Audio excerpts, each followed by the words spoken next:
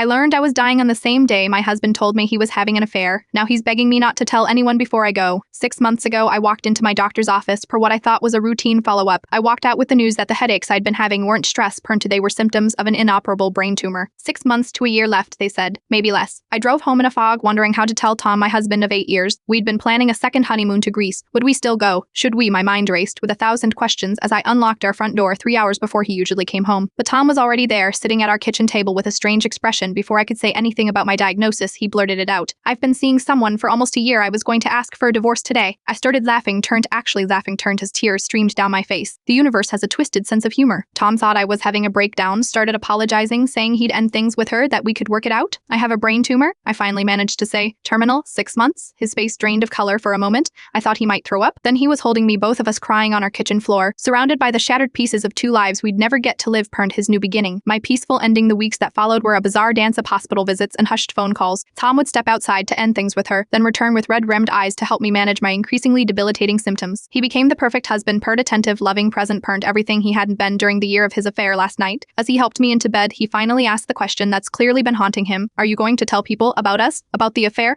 I studied his face. And this man I've loved for a decade, who was planning to leave me before death made the decision for him. I thought about our families, our friends, how they'd look at him after I am gone, if they knew. Why does it matter? I asked. You'll be free soon anyway. His eyes filled with tears. Because I don't want everyone to hate me when I am mourning you, and I will mourn you, Emma, despite everything. I will. The truth is, I don't have the energy for revenge. Chemo has hollowed me out. Some days getting to the bathroom is my biggest accomplishment. But here is something powerful about holding this secret. Charter, knowing he has to be perfect now, knowing he lives in fear of what I might say when pain medications loosen my tongue during family visits. Yesterday, his mother brought photo albums to my hospice room, reminiscing about our wedding. You two were always perfect together, she said as Tom stared at the floor. My sister has already promised to help Tom through his grief after I am gone. She has no idea he's been rehearsing his grief for months with another woman. Do I die as the beloved wife, preserving Tom's image and letting everyone comfort him? Or do I tell the truth and watch him navigate grief tangled with shame? I've started writing letters to be delivered after I am gone. I haven't decided yet what they'll say. Some people say dying gives you clarity about what matters. For me, it's only made everything more complicated. Love, betrayal, forgiveness, truth,